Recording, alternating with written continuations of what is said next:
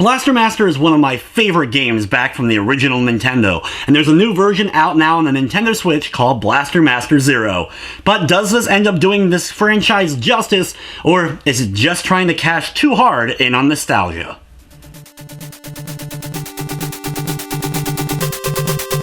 Blaster Master Zero is very much a remake or retelling of the original Blaster Master story.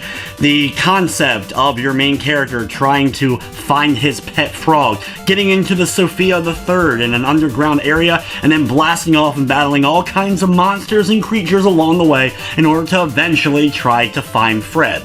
The game's layout and overall level design, while in areas different, sometimes are identical to their original NES versions, and the themes of the stages and areas you're going to be going to are the same from the old NES version. But it has a nice look to it. While it's still feeling very much retro, it's kind of like a 16-bit or slightly updated version of that original Blaster Master, and it looks quite well done. There's still two main modes of play here. You have the tank mode, where you'll be going through and of course taking out enemies. You can get upgrades for your missiles, hover boosts so you can get up to higher areas, being able to eventually crawl on the walls themselves once you get farther on into the game, and you can even jump out of the vehicle at any point you want to in order to either take out some enemies, see things, but watching out for the overall fall damage, which is always a nuisance, and sometimes unlocking a door or two in order to get Sophia through. However, also when you're on foot, you can enter the dungeon-like areas of the game where the perspective changes to a top-down view. Here, you're going to be going through room after room, taking out enemies, getting weapon upgrades, as well as, of course, usually fighting a boss, though not all these areas end up containing bosses, though there's a lot more bosses included in Blaster Master Zero than there ever was in the original. One of the more difficult aspects of the game that has existed since the original was the concept of getting the weapon upgrades, but every time you end up getting hit, your weapon downgrades. But the weapons that you get for upgrading are much different this time around. You may start off with just a normal blast, or a rapid fire shot, and also getting a shield, a flamethrower, a shotgun-like move, and then a really cool wave-like attack that ends up taking out most enemies in your path if you're able to max out your weapon.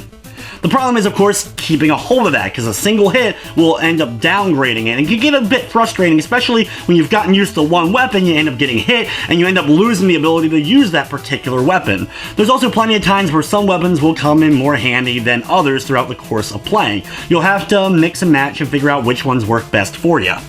The game does feature a bit more story this time around. In fact, you have a lot of little dialogue text sequences throughout the course of the game that give you a little bit more direction. You also have a radar going that will let you know if you're getting close to Fred's signal.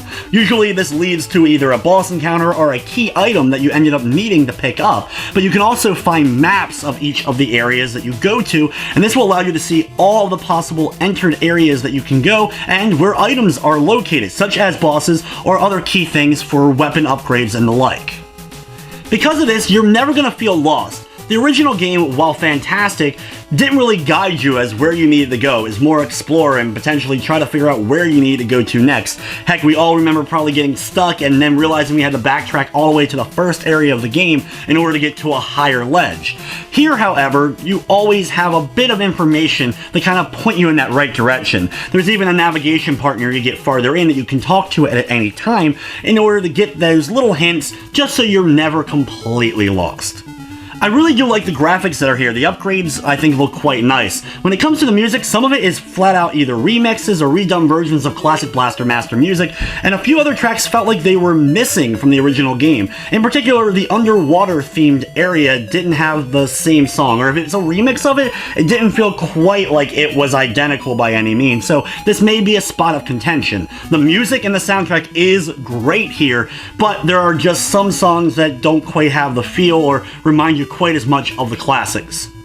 One of the big highlights for sure, though, is with the boss encounters. There's a lot of classics included here, some new concepts altogether, including rooms where you'll enter and have to face a swarm of enemies, basically a gauntlet of non-stop enemies of a certain type for a bit of time before you're able to complete it. And there's a new type of boss battle altogether that would have been an awesome addition to classic Blaster Master, but I just don't want to spoil too much about it, as it's definitely one of the highlights.